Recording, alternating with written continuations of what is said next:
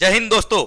CA final indirect tax questions की practice के लिए एक बड़ा ही इंपॉर्टेंट वीडियो मैं आपके लिए दे रहा हूं बच्चों, ध्यान दीजिएगा, इसको ध्यान से सुनिएगा, बहुत ही इंपॉर्टेंट है एग्जामिनेशन पर्पस के लिए। बच्चों जो भी क्वेश्चंस की आप प्रैक्टिस कर रहे हो, देखो आपका अल्टीमेट टारगेट क्या होता है साहब? सर ऐसे ही स्टडी मटेरियल के सारे क्वेश्चन कवर हो जाए, ऐसे की जितनी भी आरटीपीज एमटीपीज है वो कवर हो जाए, past exam question paper cover हो जाए, ऐसे के एमसीक्यूज कवर हो जाए, case study based MCQs cover हो जाए, प्लस कुछ एडिशनल क्वेश्चंस कॉन्सेप्ट बेस्ड हमारी प्रैक्टिस हो जाए, सो दैट हम एग्जामिनेशन के लिए अपेयर हो पाए। तो सर जो भी आप क्वेश्चंस की प्रैक्टिस जहां से भी कर रहे हो सर, नो डाउट ये सारे क्वेश्चंस आपको करने, पर सबसे इंपॉर्टेंटली आपको ध्यान रखना है सर क्या, कि सर जो भी क्वेश्चंस आप प्रैक्टिस कर रहे हो, all those questions should be amended by the amendments made effective till 31 अक्टूबर 2022, क्योंकि आपके एग्जाम्स मई 23 में अगर है तो amendments which are made effective till 31 October 22 will be relevant for your exams. तो सबसे इंपॉर्टेंट क्या है सर, आपके क्वेश्चंस भी अमेंडेड होने चाहिए। आपने सर अमेंडमेंट्स के लेक्चर देख लिए होंगे, आपने अमेंडमेंट नोट्स देख लिए होंगे, तो आप प्लीज आपके पास जो भी बुक है उस बुक के क्वेश्चंस को भी चेंज करिए, आप उस बुक के क्वेश्चंस को भी आप थोड़ा ध्यान से पढ़िए, और अगर आपको लगता है कि यहां अमेंडमेंट का इफेक्ट आएगा तो उसका आप अमेंडमेंट करिए, या फिर आप अमेंडेड बुक ही लीजिए। अच्छा, ये कंसर्न मैं आपके सामने क्यों लेके आ रहा हूं, ये भाषणबाजी क्यों कर रहा हूं? जैसे सर ये बोलते हैं ना, क्या आपके टूथपेस्ट में नमक है? मैं पूछता हूं, क्या आपके क्वेश्चन बैंक में सारे अमेंडेड क्वेश्चंस हैं? सर ये क्वेश्चन मेरे माइंड में क्यों आया, क्योंकि पिछले कुछ लास्ट 10-15 दिन में कुछ बच्चों के डाउट्स आए, उनसे जब मैंने बात करी, जब समझा तो पता पड़ा कि उनके क्वेश्चन बैंक में क्वेश्चंस अमेंडेड ही नहीं थे, वो जो भी मटेरियल देख रहे थे उसमें क्वेश्चंस अमेंडेड ही नहीं थे बेटा। तो आपको ये स्मार्टनेस रखनी पड़ेगी, जो आपने अमेंडमेंट लेक्चर देखे साथ में आप अपने क्वेश्चंस बुक के क्वेश्चंस भी अमेंड कर ले, और अगर आपके पास इतना टाइम नहीं है तो अमेंडेड क्वेश्चन बैंक जरूर ले ले आप सर। पर ध्यान देना बेटा, जो भी आप बुक रेफर कर रहे हो, आपके पास अभी जो भी बुक है, ये वीडियो देखते देखते इनडायरेक्ट टैक्स का जो भी क्वेश्चन बैंक आप रेफर कर रहे हो, आप जरूर, मैं 2-3 एग्जांपल निकाल के बताता हूं आपको कि यहां पर अगर, अब आपको कैसे पता पड़ेगा as a student, how would you know कि हमारे क्वेश्चन बैंक हमने लेटेस्ट परचेज किया, हमने लेटेस्ट डाउनलोड किया, पर इसमें वो अमेंडेड आंसर है कि नहीं, आपको क्या पता? आप तो यही बिलीव करोगे ना कि हाँ साहब सर अच्छी ब्रांड का परचेज किया है तो सर अमेंडमेंट तो होंगे ही। आप एक काम करिएगा, मैं आपको बता देता हूं, 2-3 एग्जांपल देता हूं, अगर वो आपको आंसर्स वो अमेंडेड मिल जाए, जो मैं बता रहा हूं वो मिल जाए, समझ जाना वो अमेंडेड है, आप बिल्कुल विश्वास करके पढ़ाई कर सकते हो। एग्जांपल सबसे पहला, case study based MCQs ICA का। सर आप अगर देखेंगे क्वेश्चन नंबर 8, ये मैंने जो पेज नंबर खोल रखा है, ये अपनी जो क्वेश्चनर बुक है उसका पेज है बेटा, Ganesh flour mills private limited. ये क्वेश्चन बहुत टाइम से है सर, ऐसा कोई नया क्वेश्चन इंसर्ट किया हुआ नहीं है, पर ये क्वेश्चन नंबर 8 का जो सेकंड क्वेश्चन है बेटा, ये सेकंड क्वेश्चन देखिए आप, the value of taxable supplies received by the company for the month of September on which GST is payable under reverse charge is. Sir कौन सी वैल्यू ऑफ टैक्सेबल सप्लाई है जिस पे reverse charge में tax लगेगा? Sir ध्यान देना, यहां पर पहले ऑप्शन था 1,55,000, ये पिछली वाली बुक अगर आप देखेंगे तो उसमें ये वाला ऑप्शन था, ए वाला ऑप्शन। पर मैं बच्चों इसका आंसर जैसे अपनी वाली क्वेश्चनर बुक आप ये देख रहे हो, इसमें मैंने अमेंड करके ऑप्शन ही चेंज कर दिया, क्योंकि अभी आंसर 1,80,000 आएगा बच्चों। क्यों बताता हूं मैं आपको, ये देखिए लास्ट पॉइंट देखिए इस क्वेश्चन का, licence fee paid to Food and Safety Standards Authority of India FSSAI ने जो सर्विसेज प्रोवाइड करी है, पहले वो एग्जिम थी, पर आपको पता है इस बार वो मेगा एग्जिबिशन लिस्ट से उस एग्जिबिशन को विड्रॉ कर लिया, तो now this service became taxable. अब ये 25,000 की सर्विस क्या है? टैक्सेबल सप्लाई है। और sir any service provided by government to business entity is chargeable to GST. Sir अगर एग्जाम करते तो बात अलग है, अदरवाइज चार्जेबल टू जीएसटी है, ये एग्जामिनेशन विड्रॉ कर लिया, मतलब now taxable, but that too under reverse charge mechanism. और ये 25,000 पे रिवर्स चार्ज मैकेनिज्म में टैक्स लगेगा। तो पहले जो आंसर हुआ करता था वो 1,55,000 बिल्कुल सही हुआ करता था, क्योंकि ये 25,000 पे जीएसटी एग्जाम था।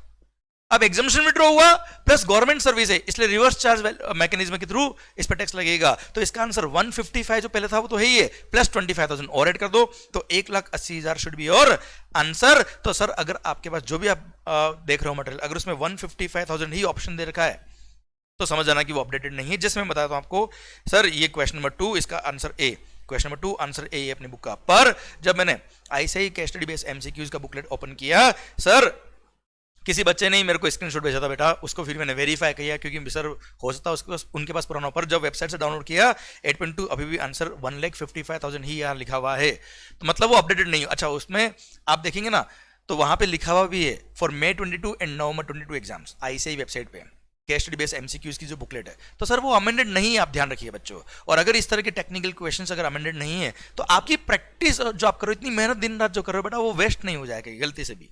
So this is very important. एक एग्जांपल, ये एक दो एग्जांपल और बताता हूं तो आपको समझ में आएगा कि जो भी बुक आप रेफर कर रहे हो सर वो अमेंडेड है कि नहीं है, आप अपना जजमेंट कर पाएंगे। और अगर वो अमेंडेड नहीं है तो प्लीज मेरी रिक्वेस्ट है आपसे, पर्सनल रिक्वेस्ट है बड़े भाई की तरह, सर उन बुक्स को रेफर मत करिएगा क्योंकि वो बहुत रिस्की हो सकती है। या तो आप सारे क्वेश्चन अमेंड कर लीजिए अपने हिसाब से, अमेंडमेंट नोट्स के हिसाब से, नहीं तो सर आप थोड़ा सा सेंसिटिवली सोचिए कि सर क्वेश्चन गलत नहीं हो जाए एग्जाम में आपके। आइए सर एक और क्वेश्चन, जैसे आईटीसी चैप्टर उसका क्वेश्चन नंबर 27 अपनी बुक में है सर। जैसे ये सीए फाइनल के नवंबर 2018 एग्जाम में आया था, इसको मॉडिफाई किया हुआ है मैंने।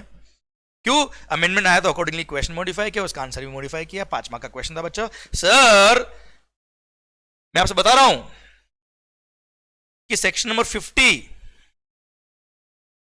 जो interest for delayed payment of tax है, वैसे ये सेक्शन आता है चैप्टर नंबर 11 में अपनी बुक में, पेमेंट ऑफ टैक्स में।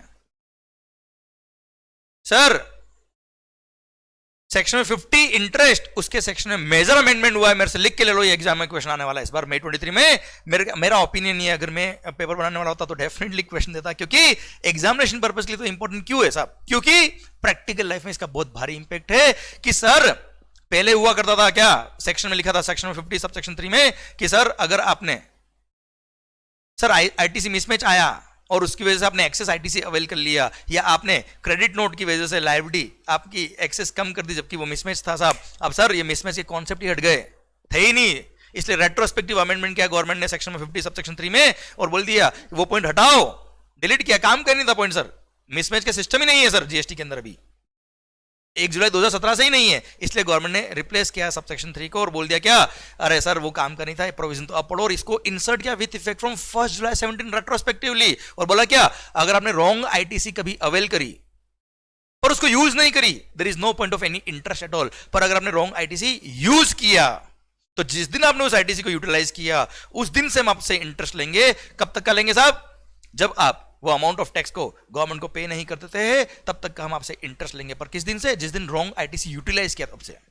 अब ये था सेक्शन 50 का अमेंडमेंट। अब सर इसका इफेक्ट आ रहा था आपके आईटीसी के क्वेश्चन में।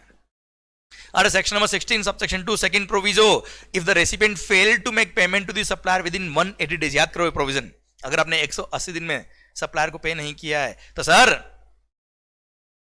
आपको क्रेडिट रिवर्स करनी पड़ेगी अलोंग विद इंटरेस्ट, आपको आउटपुट टैक्स लायबिलिटी में ऐड करना पड़ेगा अलोंग विद इंटरेस्ट। यहां पर लैंग्वेज चेंज किया था, अमेंडमेंट हुआ था, मैंने अमेंडमेंट लेक्चर में पढ़ाया भी था। और सर इंटरेस्ट के लिए क्या लिखा था सर मैंने यहाँ पे, देखो आप ध्यान से, amended answer, interest shall be calculated at the rate of 18% पर annum। ओके सर, पर कब से, for the period starting from the date of utilising the credit, बिल्कुल सही, till the date when the input tax credit is added to the output tax liability and it is paid to the government. Clear sir, जिस दिन आपने ITC utilise किया वहां से interest लगेगा भाई साहब। अब सर यही क्वेश्चन मैं आपको बताता हूं, ये तो मैंने अमेंड करके लिखा आंसर। अब यही क्वेश्चन आप देखेंगे ना, ये आईसीआई स्टडी मटेरियल का क्वेश्चन है, ये अभी सर 4 मार्च शाम को 7:53 पे मैंने डाउनलोड किया, स्क्रीनशॉट लेके आपको बता रहा हूँ साहब। सर ये वेबसाइट का नाम लिखा हुआ आपके, सर ये सेम क्वेश्चन मोहन लिमिटेड, ये मोहन भाई साहब वाला, क्या लिखा है यहाँ पे सर, 18% इंटरेस्ट लगेगा फ्रॉम द डेट ऑफ, लग गए, हो गया भाई साहब कार्यक्रम पूरा खत्म, from the date of availing the credit. भाई साहब अमेंडमेंट हो गया है।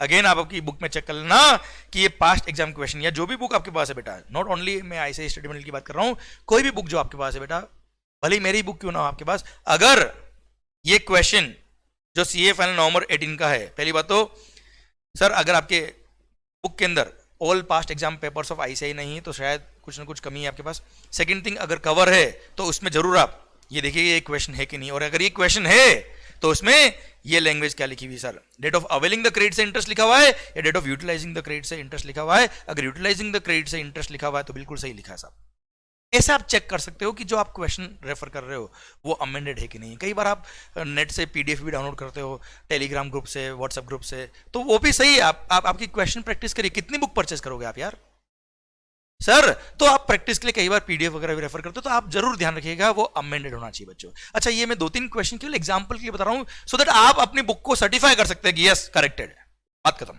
और देखो सर, एक दो एग्जांपल और देता हूं तो आपको ध्यान रहेगा सर आपकी बुक के अंदर क्या है और आपको जो बुक रेफर कर रहे हो वो सही है कि नहीं। सर क्वेश्चन नंबर 16 ये है कंपोजिशन की नहीं, रजिस्ट्रेशन वाले चैप्टर में। यस, अगर आप कोई ऑफेंस करते हो सर, वायलेशन करते हो, कॉन्ट्रावेशन करते हो, your registration is liable to be cancelled.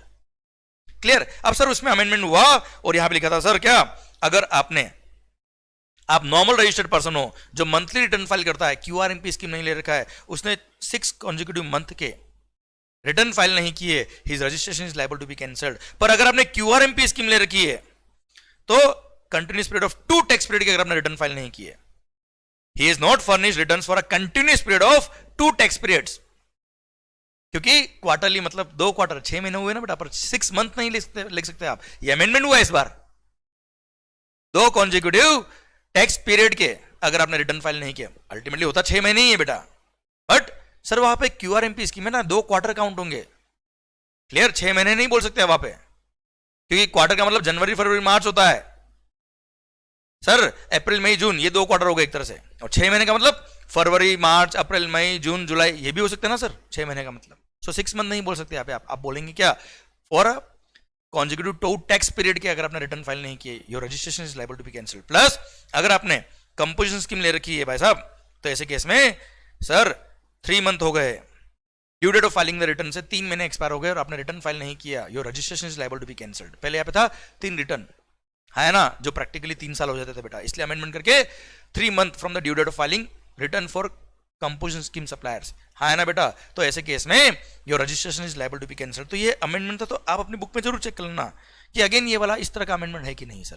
Plus चलो एक और लास्ट एग्जांपल देता हूं सर, ध्यान देना, ये सब चीजें देख के आपको टेंशन नहीं लेनी है, आपको वक्त रहते सचेत होना होता है, बोलते ना चैन से सोना है तो जाग जाइए। तो सर अगर सो गए तो जागने की बात आएगी नहीं, वक्त है जाग सकते हो। और सर वक्त रहते अगर आपने सही पढ़ लिया माहौल बन जाएगा। सर ऐसे ही हजारों बच्चे एग्जिबिशन क्लेम नहीं करते इनडायरेक्ट टैक्स में। देखो indirect tax is one of the most scoring subject, पर आपने देखा होगा सबके मोस्ट स्कोरिंग सब्जेक्ट, सबके मोस्ट स्कोर इसमें नहीं आता है। Everybody is not able to claim what other peoples are claiming. Why? Sir कुछ ना कुछ तो ऐसी गलती कर रहे हैं हम। सो आप जरूर ध्यान दीजिए, जो आप पढ़ रहे हो वो सही पढ़ रहे नहीं पढ़ रहे बेटा। ओके जो क्वेश्चन की प्रैक्टिस कर रहे हो, क्योंकि सर सीए फाइनल का स्टूडेंट कोई भी हल्के में नहीं लेता अपनी पढ़ाई को, क्योंकि उसका पूरा करियर दाव पे लगा है साहब। तो सर गलत या नॉट अमेंडेड बुक्स रेफर करके अपना करियर पे क्वेश्चन खड़ा मत कर देना। सर एक और देखिए क्वेश्चन में बताता हूं, लास्ट एग्जांपल दे देता हूं आपको मैं। सर का ये रहा, हाँ जी हाँ, बड़ा ही serious concern sir, section number 129 ये लास्ट टाइम का अमेंडेड है बेटा, मैं बताता हूं सर। मतलब ये 6 महीने पहले अमेंडमेंट हो चुका, फिर भी आप देखेंगे ना कुछ बुक्स ना हो पाएगा। Sir question number 7, XYZ carries goods from Vadodara to Pune. भाई साहब सेक्शन 129 अगर ड्यूरिंग ट्रांजिट अगर आपके गुड्स पकड़ा गए, गाड़ी पकड़ ली, और sir if the owner comes forward तो पेनल्टी कितनी है, 200% of tax involve is the penalty, and if the owner of the goods does not comes forward then 50% of the value of the goods और 200% of the tax payable whichever is higher is the amount of penalty payable. ये section number 129 में हमने पढ़ा हुआ है। पर इसके according आपके आंसर्स, अगर आपके आंसर्स अमेंडेड नहीं है, आप प्रैक्टिस करते हो, लॉ में तो आपने पढ़ लिया, प्रोविजंस आपने पढ़ लिया, पर क्वेश्चन का आंसर देखते वक्त अगर आपको सही आंसर नहीं मिले, मामला गड़बड़। आप अगर ये गलत आंसर लिख के आ जाए तो लग गए बेटा आपने तो जीवन के। सर अब सुनो बेटा, अब इसमें क्या है, ये प्रोविजन तो लिख दिया, अब सर क्या होता है, कुछ लोग क्या नकल में अकल नहीं लगाते बेटा। अब दिमाग कैसा लगाना पड़ेगा बेटा, या देखो आप XYZ कैरीज गुड्स, ध्यान से पढ़ना, अभी दिमाग की बत्ती जल नहीं जाए कहीं, कुछ लोगों की जल जाएगी मुझे पता है। सर पढ़ो, XYZ carries goods from Vadodara to Pune. Vadodara का है गुजरात में, पुणे का है महाराष्ट्र में, inter state supply. The value of the goods is rupees 80,000, 80,000 रुपए की वैल्यू ऑफ गुड्स है, which are chargeable to tax at 18% IGST। Obviously inter state supply IGST लगेगा, 18% टैक्स रेट है। and in transit proper officer intercepted the same under section number 68 and found the contravention. और sir calculate करिए penalty payable if the XYZ comes forward for payment of penalty. भाई साहब ये है IGST का liability. तो sir 100% of tax involve, sorry 200% of tax involve जो होगा वो किसका होगा? IGST का होगा ना यार. हाँ है ना. अब समझना दिमाग कहां काम आता है, मैं बताता हूं आपको. सर ये रहा साहब IGST था, तो CGST 9% होता है, SGST 9% होता है, टोटल 18% IGST हो गया बेटा. क्लियर. तो हमने 18% से मल्टीप्लाई किया. सर यहां पे क्वेश्चन ने पूछा है क्या, calculate the amount of penalty payable under section number 129 of the CGST act. Sir section number 129 of the CGST act में अगर आप पेनल्टी की बात करेंगे, पहली बात तो IGST की लायबिलिटी था, आप IGST के हिसाब से कैलकुलेट करिए, कोई दिक्कत नहीं सर. क्लियर. अब IGST की कैलकुलेशन करेंगे तो 18% is the IGST grade, 18% into 80,000 उसका 200%. भाई 80,000 का 18% आता है 14,400, उसका 200% मतलब double time, 2 times 28,800 is the amount of penalty. Done. Sir ये है क्या, if the XYZ comes forward for payment of penalty. दिल थाम के देखना, अब जलेगी दिमाग की बत्ती. If XYZ does not comes forward for payment of penalty. Sir provision में क्या लिखा है sir? If the owner does not comes forward for payment of penalty, तो sir if the owner does not comes forward, तो ऐसे case में on payment of penalty, penalty कितना होगा? Equal to 50% of the value of the goods or 200% of tax payable on such goods whichever is higher. अब यहाँ क्या थोड़ा सा चाहिए भैया, 50% ऑफ वैल्यू. ये कौन से प्रोविजन में लिखा है? Section 129 of what? CGST act. ये केवल CGST का पेनल्टी है. हाँ जी.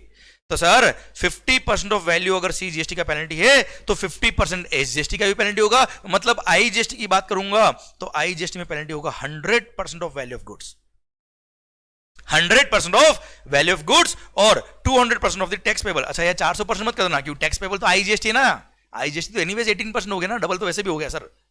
क्लियर. अभी दिमाग में नहीं चले तो आप अमेंडमेंट लेक्चर देख लेना, वो भी 6 महीने पुराना. ठीक है सर. अब सुनना बात को ध्यान से. 100% ऑफ वैल्यू, 50% CGST, 50% SGST, मतलब 100% IGST हो गया बेटा. तो 80,000 इंटू 100% दैट कम्स टू 80,000 और 200% of IGST payable. IGST payable was 14,400, तो वो आता है 28,800. Whichever is higher, 80,000 is higher. Clear. So this should be the amount. और मैंने एक नोट भी लिखा है जो आपको भी लिखना चाहिए एग्जाम्स के अंदर, कि in the above answer the penalty payable has been computed in accordance with the provisions of the IGST act. As tax chargeable on the goods is IGST. However the question can also be answered on the basis of the provision of the only CGST act. मतलब CGST का penalty लिखो. आप CGST का penalty लिखेंगे ना बेटा, तो यहां पे लिखेंगे 9% केवल, 80,000 इंटू 9% और उसका 200%, मतलब 14,400 आएगा. ये CGST का पेनल्टी आएगा. फिर यहां पे भी सर 200% ऑफ कितना? 9% बेटा. और हाँ है ना, जो अगेन ये 200% ऑफ 9% आएगा कितना? 14,400. और यहां पर 50% ऑफ वैल्यू आएगा, मतलब 40,000. अगर आप CGST के हिसाब से निकालेंगे तो 40,000 और 14,400, व्हिचएवर इज हायर 40,000. हाँ है ना. ये 40,000 आंसर आएगा CGST के हिसाब से. पर पूरा आंसर मतलब ऐसा नहीं कि आधा आंसर तो आप IGST के हिसाब से लिखे और आधा आंसर आप CGST के हिसाब से लिख दे बेटा. तो 40,000 और 14,400 ऐसा कंपैरिजन होगा. और यहां पर भी आंसर आएगा अल्टीमेटली 14,400. तब तो मानेंगे कि CGST के हिसाब से आपने आंसर लिखा है. हाँ है ना.